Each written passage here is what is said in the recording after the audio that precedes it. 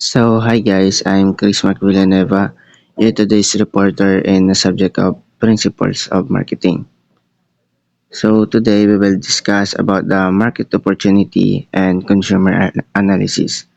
So, the objective of this reporting is in the end of the video, you are expected to define the market opportunity and consumer analysis, differentiate the market opportunity and the consumer analysis, and it's important.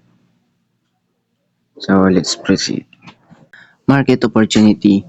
Market opportunity is a tool to determine and access the desirability of a business opportunity.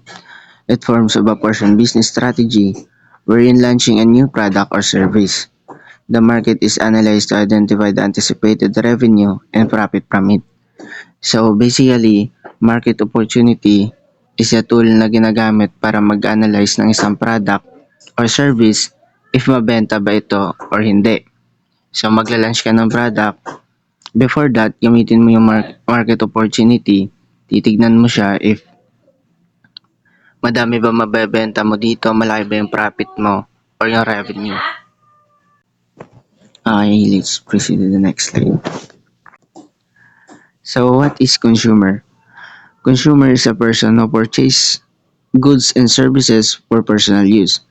So, although this is very common na may alam sa inyo, almost lahat may alam na what is consumer, sabihin ko lang sa inyo para mas maintindihan nyo sa next slide.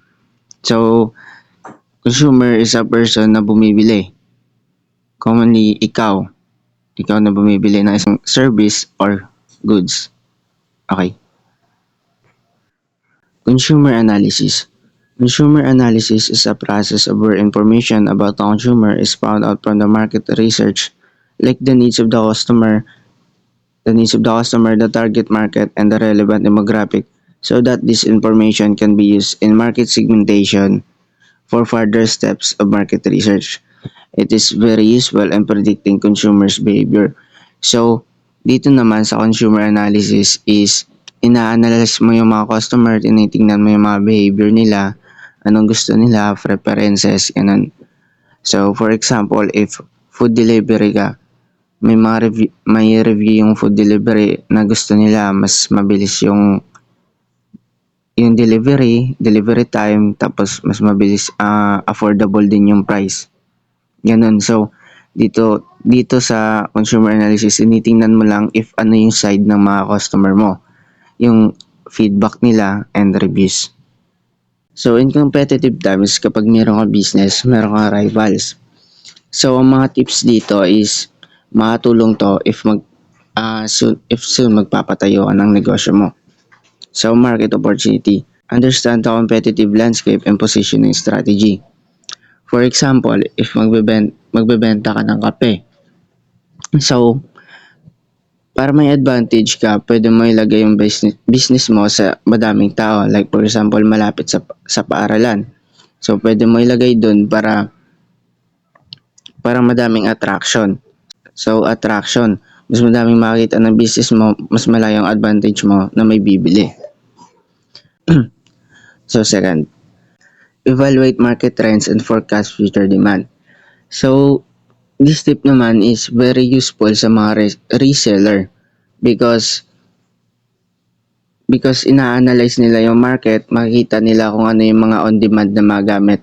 So, if on-demand yung isang bagay sa reseller, yun yung bibilhin niya. Pag bili niya, sell niya ulit, mabilis lang mabebenta because nga on-demand.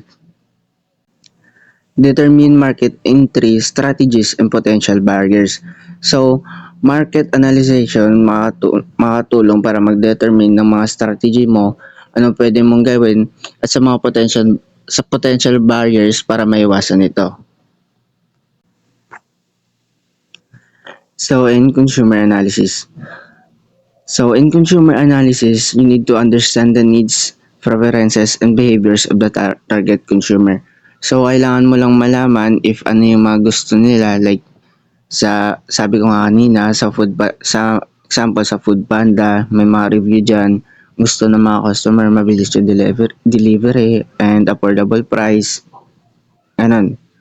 So, next is Identify opportunities for product innovation and differentiation.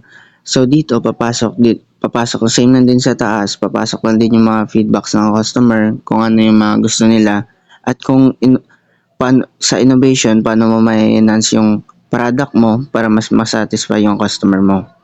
Build strong customer relationship and loyalty by addressing consumer pain point.